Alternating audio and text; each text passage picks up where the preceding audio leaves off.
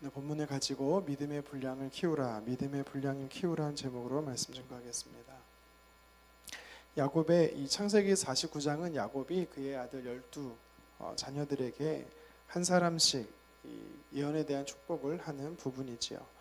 오늘은 이 라헬의 두 아들들 요셉과 또 베냐민을 통해서 이제 모든 12명의 예언이 마치는 것을 보게 됩니다. 오늘 특별히 두 아들이 나오지만 오늘 요셉을 통해서 하나님께서 우리에게 주시는 메시지가 무엇인지 한번 살펴보도록 하겠습니다. 먼저는 야곱이 요셉에게 한 예언을 통해서 우리에게 주는 영적 교훈이 있다면 그것은 하나님 안에 머물 때 우리는 산다라는 것입니다. 하나님 안에 우리가 머물 때 산다라는 것입니다. 하나님의 언약 백성인 우리가 하나님 품 안에 머물러야만 진정한 복된 인생이 된다는 것입니다. 반대로 하나님과 분리되거나 멀어진다라는 것은요, 곧 죽음을 의미하는 것이지요. 본문 22절을 우리 한 번 더 읽어보도록 하겠습니다. 요셉은 무성한 가지 곧 샘 곁에 무성한 가지라 그 가지가 담을 넘었도다. 아멘. 야곱은 요셉을 향해서 말하기를 담을 넘은 무성한 가지라라고 이렇게 축복하고 있습니다. 당시 유대나 애굽 땅은요 비가 그렇게 많이 오지 않아서 물이 귀한 지역입니다. 척박한 땅이다 보니까 나무가 자라려면은 나무가 주로 자라는 곳이 어디냐면 이 물이 많았던 샘 곁이었습니다. 사막에 가다 보면 물을 볼 수가 있죠. 우리는 그것을 오아시스라고 합니다. 오아시스는 이 사막 지하에 지하수가 있는 곳에 이제 물이 밖으로 표출된 것이 바로 오아시스인데요. 이 오아시스로 인해서 샘 주변에 큰 나무가 무성하게 자랄 수가 있었습니다. 계속해서 공급받는 이 물이 있었기 때문이지요. 야곱이 요셉에게 말한 이 축복, 이 담을 넘은 무성한 가지다, 나무다라고 말할 때는 그의 인생은 바로 신학과 샘의 근원이 되는 이 하나님 곁에 있었던 삶이었음을 이야기하는 것입니다.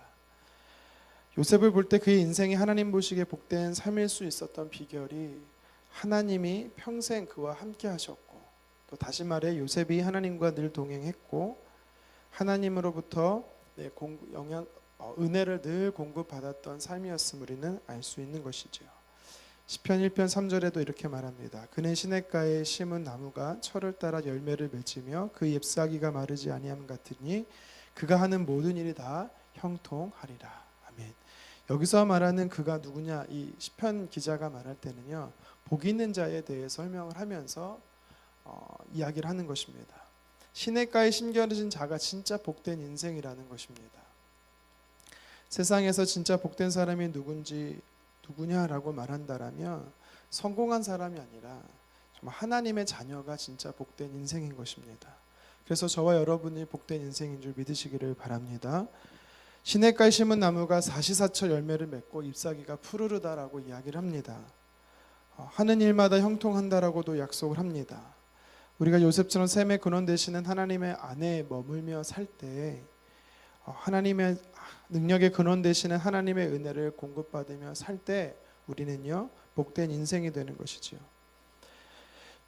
저와 여러분들 안에 이 복된 인생이 되기를 주님의 이름으로 축원합니다. 그렇다면 우리는 힘써 하나님 안에 머물기를 우리가 날마다 우리가 결정하고 선택하고 그렇게 살아야 되는 것이죠.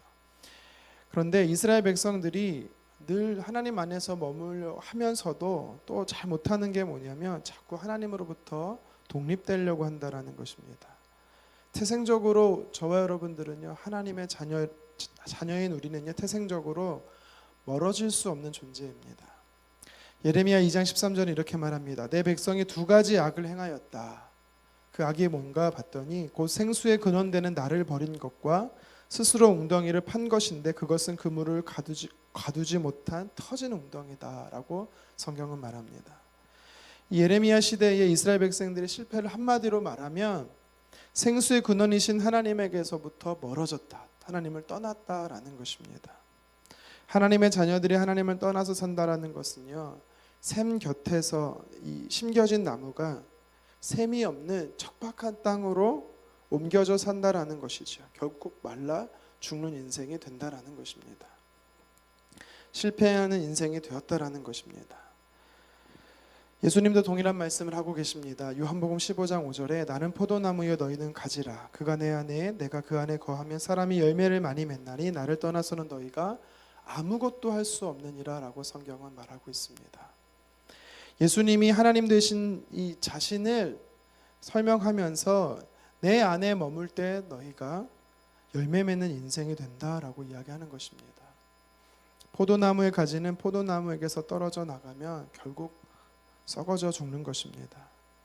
가지가 열매를 스스로 맺을 수 없습니다. 잘 접붙인 바 되어야 예수님 안에 머물 때, 다시 말해 오늘 성경이 야곱이 요셉에게 축복한 것처럼 우리가 하나님 안에 머물 때 하나님이 주시는 은혜가 저와 여러분 안에 넘쳐날 수 있다라는 것입니다. 하나님의 은혜를 받아야 그 영혼이 말라 죽지 않습니다. 그리고 무성한 이 가지처럼 이 샘 곁에 큰 나무와 같이 우리는요 자랄 수 있다라는 것입니다.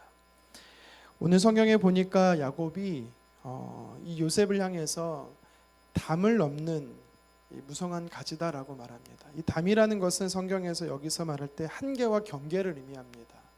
다시 말해 하나님 안에 머무며 사는 인생은요 자신이 자신의 한계를 뛰어넘는 삶을 살 수 있다라고 도전하는 것입니다. 나무가 담을 넘고 풍성한 열매를 맺는 방법은 다른 것에 있지 않습니다. 하나님 안에 머무는 때, 하나님 안에 심겨질 때 가능한 것입니다. 이미 하나님은 우리를 하나님 곁에 살아가도록 두고 계십니다. 이 진리의 말씀을 믿고 저와 여러분들이 그리고 우리의 가정들이 그리고 우리 교회와 학교가 이 믿음의 뿌리를 하나님 앞에 견고히 내렸으면 좋겠습니다. 계속해서 야곱이 요셉에게 축복한 내용을 통해 우리에게 주시는 이 영적 교훈을 한 가지 더 살펴보면 하나님은 우리의 삶을 도우신다라는 것입니다. 25절 말씀 한번 같이 읽겠습니다. 내 아버지의 하나님께로 말미암나니 그가 너를 도우실 것이요 전능자로 말미암나니 그가 내게 복을 주실 것이라. 위로 하늘의 복과 아래로 깊은 샘의 복과 젖먹이는 복과 태의 복이로다. 아멘. 하나님이 도우시는 복이 우리 안에 있다라는 것입니다. 요셉의 삶을 통해 보면 하나님이 그의 삶을 도우셨다라고 정리할 수가 있습니다. 하나님의 도움의 손길은 23절과 24절에 잘 나타나 있는데요. 활 쏘는 자가 그를 학대하며 적개심을 가진 자가 그를 쏘았으나 요셉의 활은 도리어 굳세게 되었다라고 이야기를 합니다. 하나님이 그의 삶을 도와 그의 삶이 역전되었다라는 것이지요. 형들이 요셉을 시기했던 형들은요 그를 질투해 그를 죽이려고 했고 또 그를 애굽에 팔았습니다. 애굽의 종노릇하고 또 오해받으며 감옥의 고난에 이런 겪는 삶을 살았지만 하나님께서는 그때마다 요셉을 형통케 하셨다라고 이야기하죠. 그를 도왔다라는 것입니다. 종으로 팔렸지만 애굽의 국무총리가 되었습니다. 감옥에 갇히며 고난을 겪으며 살았지만 그는 애굽 대국의 궁궐에 사는 인생으로 바뀌었습니다. 형들로부터 시기와 질투와 미움을 받는 자리에서 존경의 자리로 하나님께서는요 역전케 하시는 도움의 은혜를 주신 것입니다. 전능자 되시고 목자 되신 하나님의 힘이 그를 도왔던 것입니다. 시편 37편 40절에도 말합니다. 여호와께서 그들을 도와 건지시되 악인들에게서 건져 구원하심은 그를 의지한 까닭이로다. 아멘. 하나님이 우리를 도우신다라는 것입니다. 샘 곁에 있기만 하면 하나님 안에 머물기만 하면 하나님의 도우시는 전화위복의 하나님의 역사가 우리의 삶에 나타난다라는 것입니다. 사무엘상 7장 12절에 보면 선지자 이 사무엘이 미스바와 센 사이에서 돌을 하나 세웁니다. 에벤에셀이라고 명하지요. 두 단어의 합성어입니다. 큰 반석이라는 에벤과 돕는다는 뜻의 에셀의 두 단어의 합성입니다. 이스라엘 백성들이 미스바에 모였다라는 소식을 듣고 이 블레셋의 대군들이 쳐들어왔지요. 이스라엘 백성들이 할 수 있는 것은 아무것도 없었습니다. 하나님 앞에 번제의 제사를 드리고 함께 부르짖어 기도했습니다. 그때 하나님이 성경에 뭐라고 말씀하시냐면 큰 우레를 내리셔서 이스라엘에게 승리케 하셨다라고 말합니다. 하나님이 도우셨다라는 것이지요. 그것을 기억하며 에벤에셀이라 명하였던 것입니다. 어린아들에게는 부모의 도움이 반드시 필요합니다. 환자에게는 의사의 도움이 필요한 것이지요. 사람들은 서로 돕도록 창조되었습니다. 하지만 사람의 도움에는요 한계가 있는 것입니다. 진짜 위기에 빠진 나를 도우실 수 있는 분이 누구시냐? 오직 하나님밖에 없습니다. 오늘 야곱의 예언을 통해서 볼 때 하나님은 우리의 삶을 도우실 수 있다라고 말씀하십니다. 도우시는 하나님이 계시기 위해 저와 여러분들은 날마다 하나님을 의지하시기를 간절히 소망합니다. 야곱이 12 아들들을 축복하면서 예언이 다 끝나자 성경은 이 야곱의 축복에 대해서 이렇게 평가를 한 문장 하고 있습니다. 28절 하반절인데요. 창세기 49장 28절 하반절 제가 한번 읽겠습니다. 그들의 아버지가 그들에게 말하고 그들에게 축복하였으니 곧 그들 각 사람의 분량대로 축복하였더라. 아멘. 야곱은 이 아들들에게 마음 내키는 대로 자기가 축복한 것이 아니었습니다. 그들의 분량을 따라 축복한 것입니다. 이 이야기는요, 아버지가 개인적으로 인간적으로 자식들을 한 사람 한 사람 보면서 자기가 분량을 정했다라는 의미도 아닙니다. 쉽게 말하면 하나님의 뜻과 섭리에 따라서 하나님의 보시기에 합당하게 축복했다라는 것입니다. 다시 말하면 결국 하나님의 뜻대로 축복했다라고 우리는 이해하면 되는 것입니다. 그런데 하나님은요, 각 사람의 분량을 보신다라고 이야기하세요. 자신의 분량만큼 하나님께서 주신 사명을 감당할 수 있는 것입니다.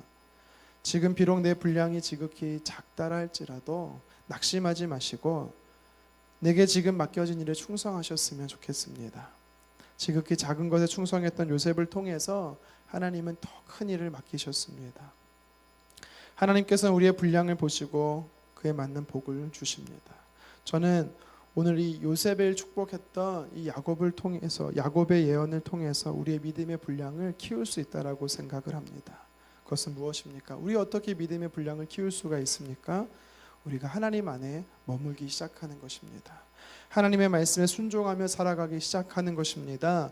하나님의 그 능력을 힘입어서 도우시는 하나님을 경험할 때 우리의 믿음은 자라고 믿음의 분량은 커질 줄 믿습니다. 이 말씀을 기억하면서 오늘도 하나님 안에 머물기를 힘쓰고 도우시는 하나님과 함께함으로 우리의 믿음의 분량을 키우시는 저와 여러분 되기를 주님의 이름으로 축원합니다. 기도하겠습니다.